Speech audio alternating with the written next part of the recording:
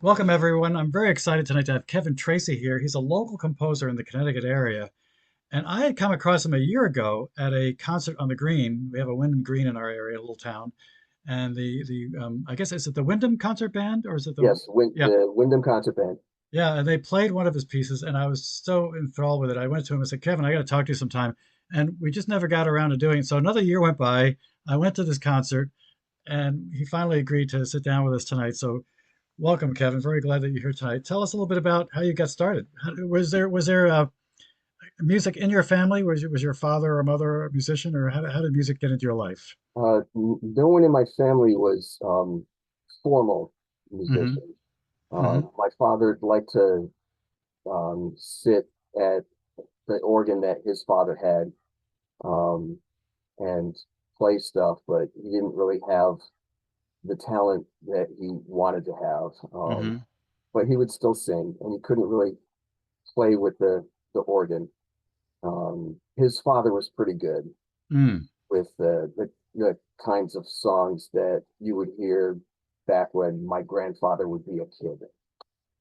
So he would do that, and then we got the organ in our house when my grandfather died, and Mm. Dad would try to do the same things and never really pull it Now, off. is this like one of those pedal organs where you have to pedal it to get the little pipe organ, or No, it was electronic. oh, it was okay. And it did have, a fan going that you could hear a lot. And Hmm. eventually he got rid of it. And my mother had, I don't remember where this came from, but my mother had a very small organ that was powered, electrically, and it Hmm. would blow air through across reeds. And that was only like 2 octaves and a third, so it was pretty small. And I played around with that um, for quite some time, but even before that, I had some sort of um, need to be musical in my life all the time. The earliest memory I have of anything resembling composition was, believe it or not, that we had hair clippers that had attachments for different length hair, Hmm. this kind of thing. Yeah. Okay. And I would play. This one doesn't make any sound. I don't really know why. I can't really hear anything. But the one that I had back when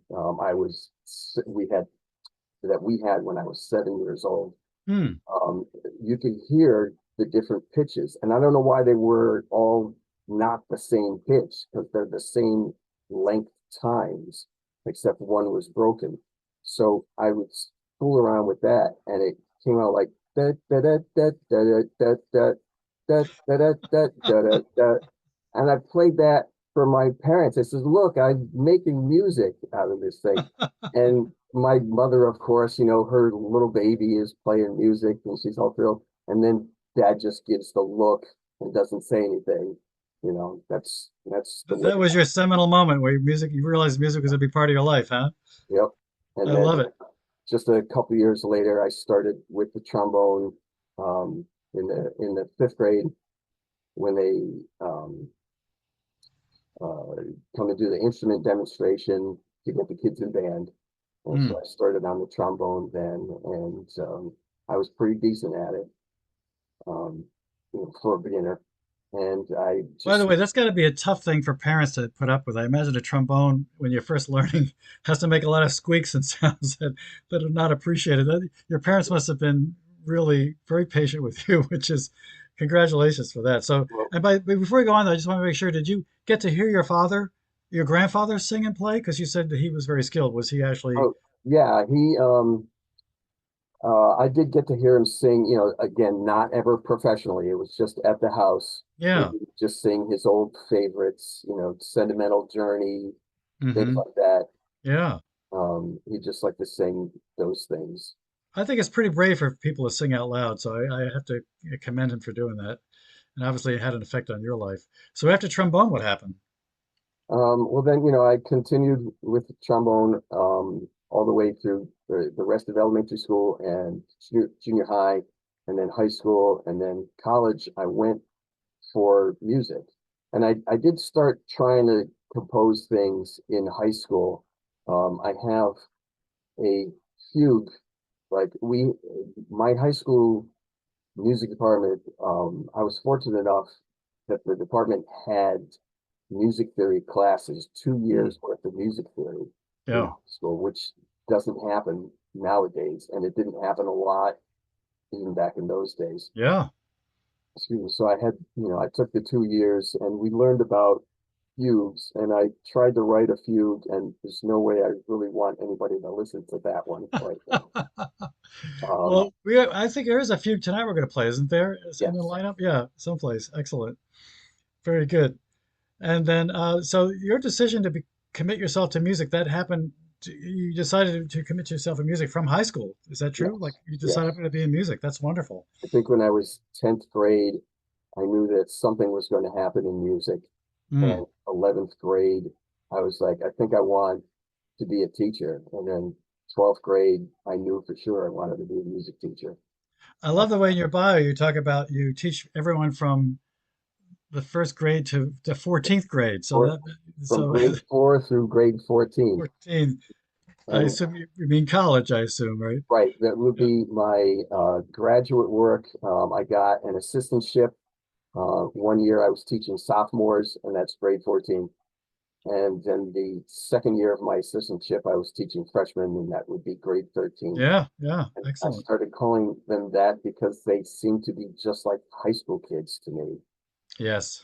So, because I did my grad work a little on the late side. I didn't go directly from undergrad to grad, Hmm. gap in there. So I was a little older than Ah, the other grad students. so did you take off some time and like travel or work for a living, or what was your time off? Or Um, it was working, trying to get myself in the music teaching field. yeah. Um, and then eventually you have to get your master's degree after a certain amount of time. It's the way all the process works. Okay. I went And back so, to work yeah. on my master's. And so did you teach mostly in Connecticut since then? Yeah, I haven't taught in any other state because you have to get a different certification for each Oh, state, oh, really? Oh, okay. and it's just too much work. I started Wow. going through the process for Massachusetts and Rhode Island because there were potential positions there. Hmm. And I saw just how much work it was. I'm like, I'm not going to get this done by the time the position's available. Right, right. I had to just let those go. Yeah, yeah. So, Well, you've arrived at a great point, and I want to share some of your music tonight with people. This first thing I'm going to show folks the video I took of the performance of the band. We'll just do about a minute of it because then I want to share with you how it sounds when we listen to the MIDI version of it. What's for those of you that don't know, it's a protocol that musicians use basically on the keyboard. It basically has a coding that could be applied to any instrument after the fact, and then what's called an MP3 or the sound module he built from that. So he took the time to do all that for us.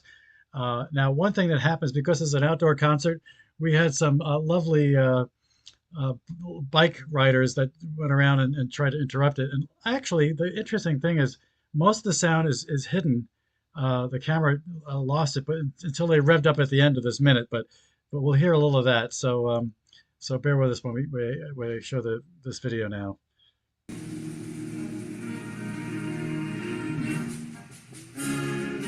Again, it's not very loud. I apologize.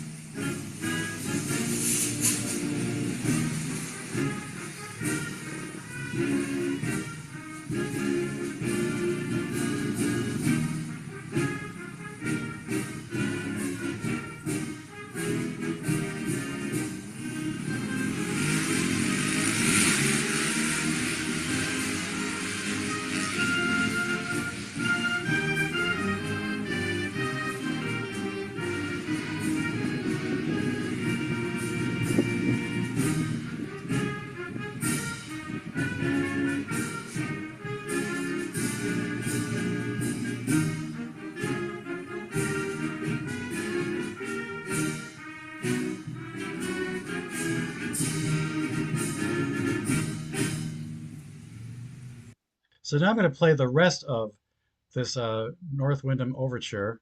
I'm going to play it from a minute in. And so this is the rest of it. Now you'll hear a difference, obviously, in the quality because this is just fake instruments.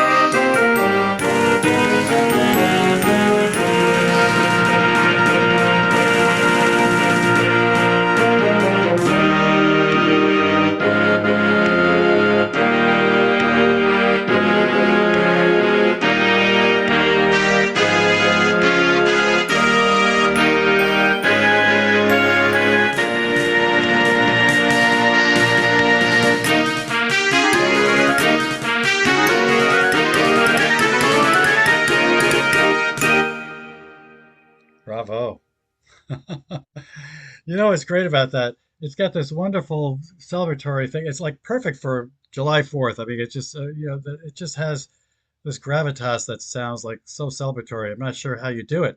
Uh, how did you think about this even? I mean, what influence would you say you had on that? About how I came up with composing this piece. Yeah, what do you think influenced you in terms of composers or how you thought about it? Well, there's a composer who was popular at the time. Um, he was the foremost composer and music educator, Jim Swearingen. And I had the opportunity to have an education workshop with him. Mm, And at the end of the workshop, he asked for all of our addresses because it wasn't even email yet. right. He was asking for addresses so we could keep in touch. And when I had said North Windham, he said, "Ooh, ooh, no, wait, I thought you said something else." So he he went home and composed Windmere, and I went home and composed North Windham Overture. And because I wanted this to be able to sell, I kind of uh, not emulated, but tried to make it sound more like his compositions to make sure it would sell. Um, Do you have the picture of it that you wanted to show? Did you want to share that with us? Yes. Okay. So this is a photo that I used on the cover of the score, and I put it on all the parts. Oh, that's beautiful. That Um, is, in fact, one of the things that we decided. One of the reasons why we decided to move down here is we took a hike along this trail.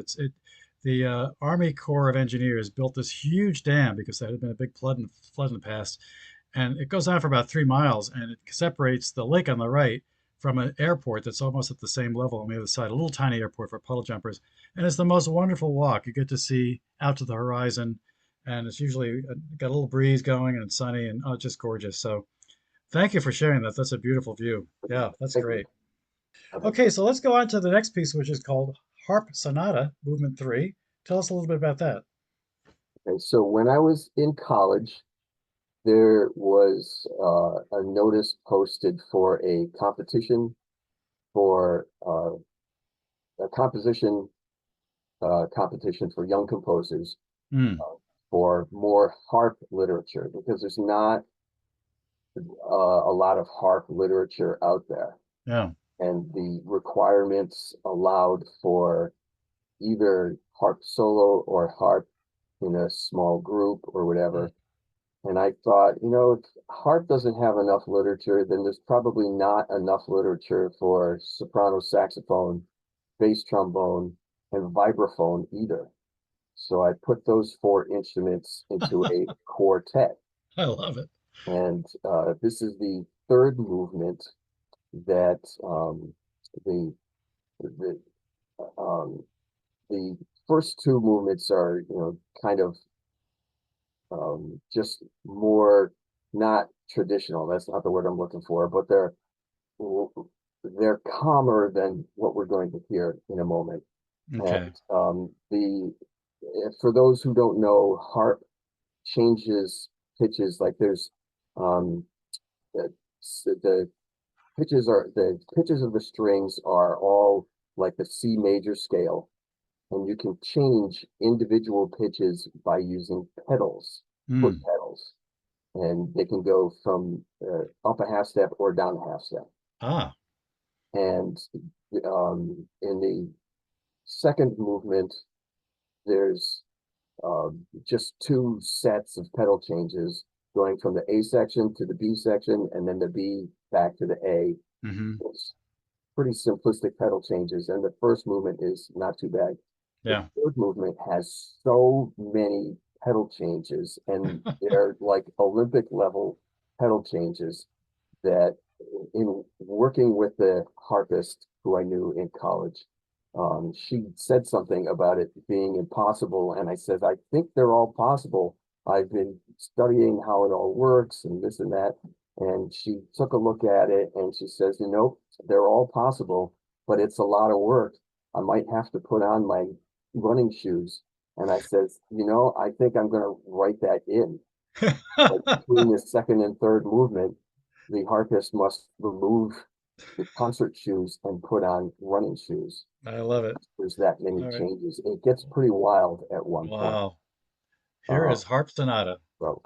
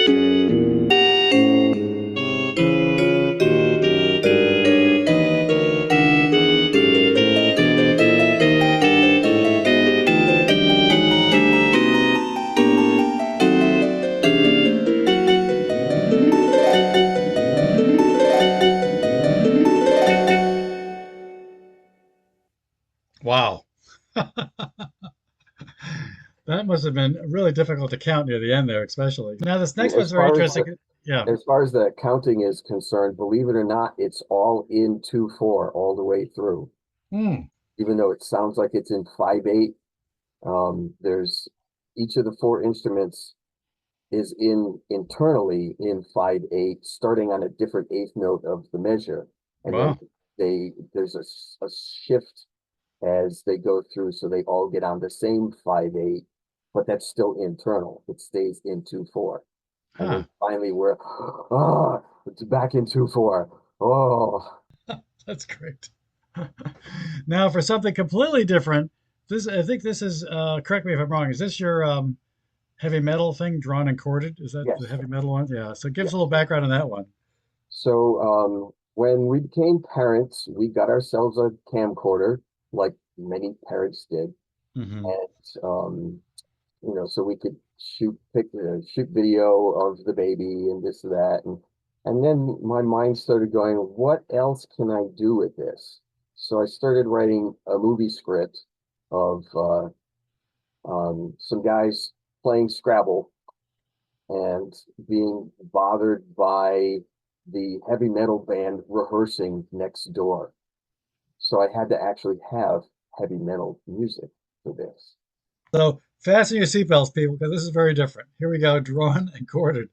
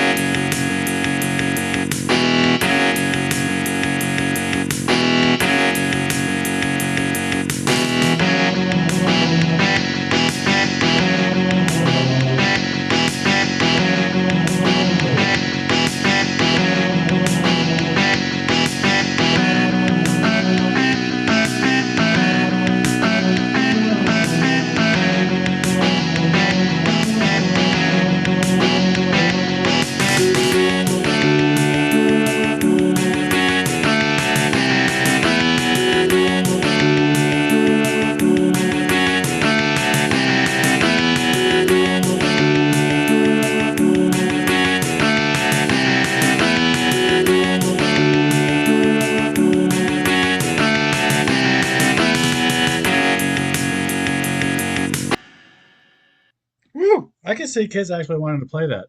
Okay, I was going to say it'd be great if you could have extracurricular or extra credit. You could have kids play your music, and just record it. That would be Um, fun. Now, this next thing is called Octo Boogie. Yeah, Yeah. this one uses. One day I was sitting around thinking about what can I use, like take two things to put together that you wouldn't imagine should go together. So I thought of boogie woogie and octatonic scale. The octatonic scale, again, for those who might not know, is one that has 8 notes per octave plus the repeated octave instead of the normal 7. So it progresses by, there's two different versions of it. It can go up whole step, half step, whole step, half step, whole step, half step, all the way up. Or it can go half step, half step, whole step, all the way up. Hmm. So I figured I'm going to try to put these two together and see what I come up with. All And right. I Let's hope ended our up with brains the don't blow octave. up. Here we go, Octo Boogie.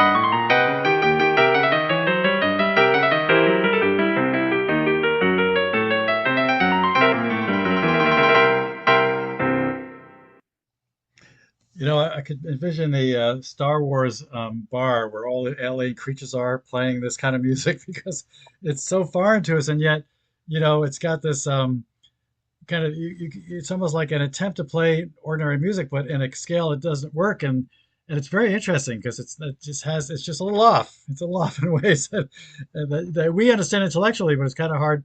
You have to kind of appreciate it.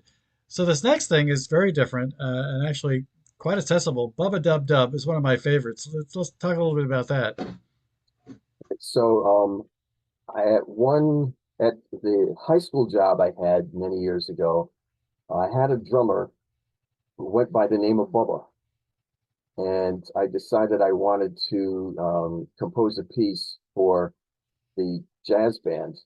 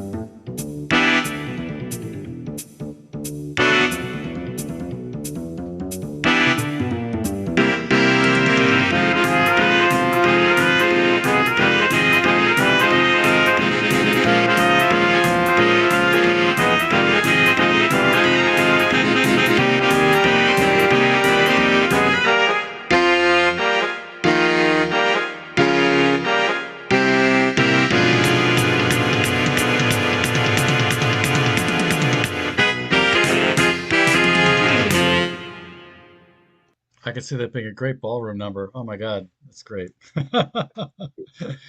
Now, this next one is called Funk Without Wagnalls.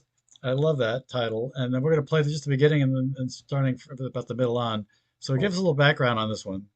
And then this is another big band piece that I started to write. The following year, I had a different position, and it's a funk chart. So Yeah. come up with it. All the funk charts in the catalogs have these weird names. So I said, what kind of weird name can I do with funk? Hmm, funk without Wagnalls. There you go. So that's where that name came from. So and the one of the really interesting things about this piece is a really good funk chord is the dominant seven sharp nine chord, and that's what I'm using for the accompaniment. And the each section, it starts with the trumpets with the melody all in unison, and then when the melody comes back, it's the saxes all have it, and then when it comes back again, the trombones have it. So each section gets their thing, and then after that, I wanted to do it one more time, but I didn't know which section to give it to, and I said, but let me give it to all the sections at once, and I started them with a dominant seven sharp nine chord, and then made the melody in parallel chords Yes. so And that it it will has sound a little muddled on the MIDI, but I imagine yeah, playing it with a real instrument would be very, very yeah, interesting. So, it's what yeah. we used to call a tasty chord or a crunchy chord. Yeah. So that's kind of what I was going for. And Yeah. And for those that are not musicians, that'd be the equivalent of playing a C chord and then the D chord on top of it almost. So you really got almost all the notes in there. So this is a Funk and Wagnall. I'm going to play Funk without Wagnall. I'm going to play the first 44 seconds that we agreed, and then after 318. So bear with me for a second. Here we go.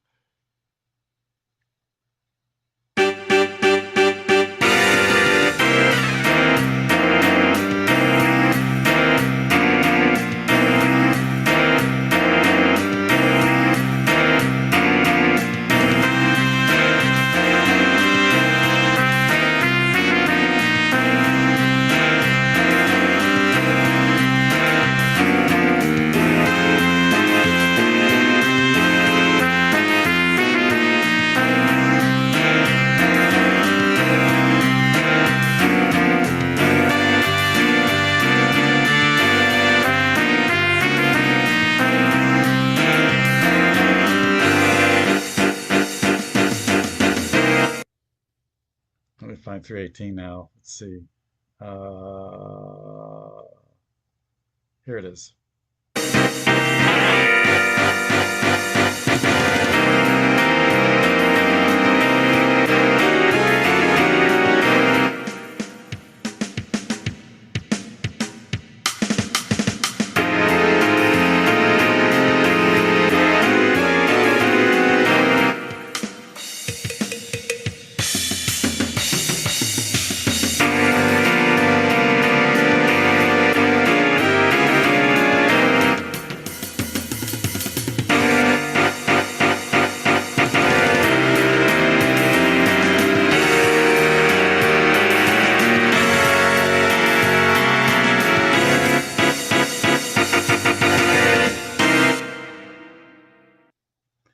Very full. Very nice. Now these next two songs have really interesting titles.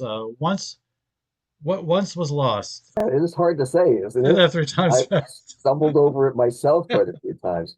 What And was the title just came from I had composed in 1982 a just a small little thing for trombone that is like atonal situation, and it was on a little scrap piece of paper stashed away somewhere. And I also did it with a trumpet tune based on some of the um, trumpet etudes I heard the trumpet players working on, and they were incredibly difficult, and they sounded kind of atonal as well. And I happened to find both of those little slips of paper the same day. I'm like, what can I do with these? And I decided, for whatever reason, to put them into a big band piece, and that's another funk piece. And I took the idea of the parallel dominant seven sharp nine chords from the funk without Wagnalls, and I expanded it to all 12 pitches at once. Okay. So the melody is in all 12 keys at the same time. Okay. So See how that goes.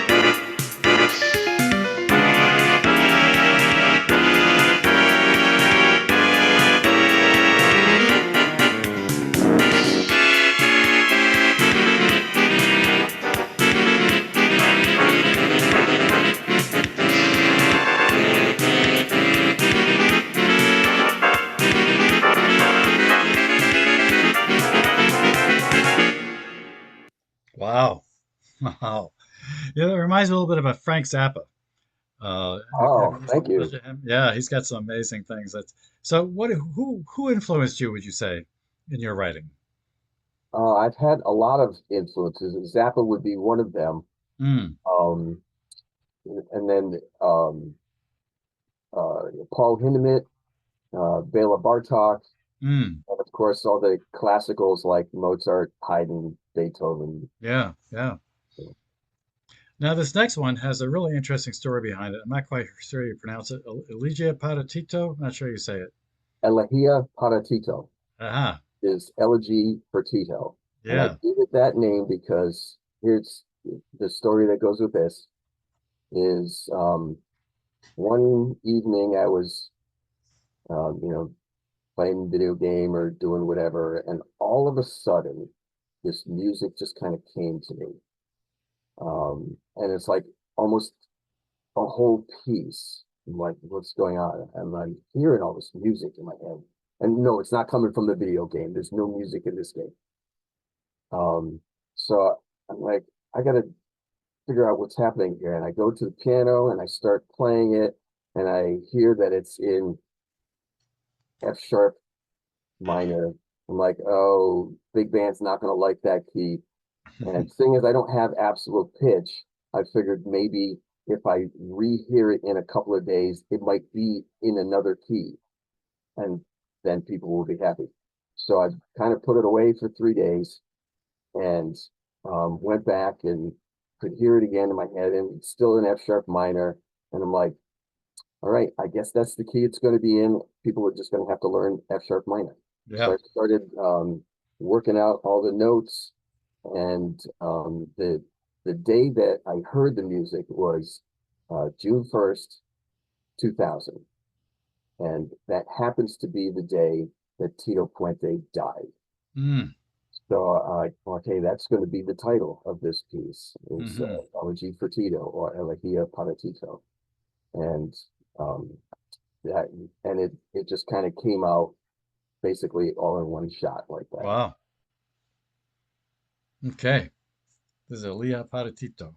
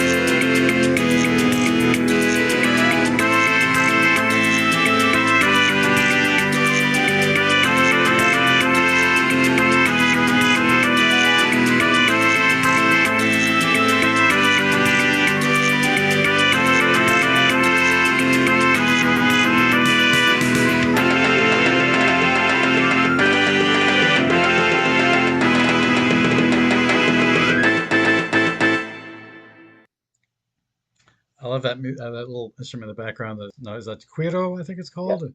yes. Yeah, that's very nice. Tell us a bit about the Sonata Number One for guitar. Uh, this piece, I had tried composing something for solo guitar.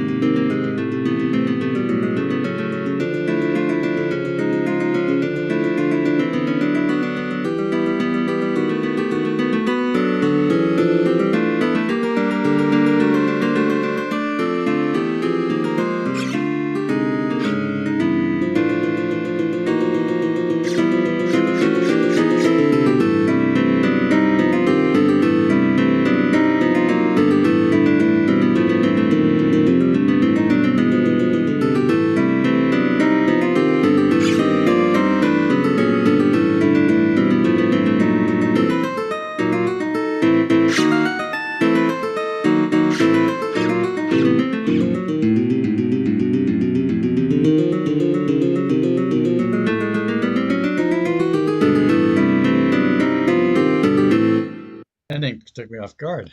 And this final piece is called Contrapunctus 23. 23. Not that I actually composed that many of them. I didn't want to use any of the numbers that J.S. Bach used, so I started with 17 Ah, up okay. from there. So I don't have a bajillion of them. It's just Hmm. a few. So, and this is my latest composition. I had a big gap where I wasn't really writing anything because I was doing too many other musical things in the meantime, arranging and then making parts and all this kind of stuff. Yeah. Things kind of got in the way of composition for quite some time. But this is from just 3 years ago. Okay. And what are the instruments that are playing this? This is a brass ensemble. Okay.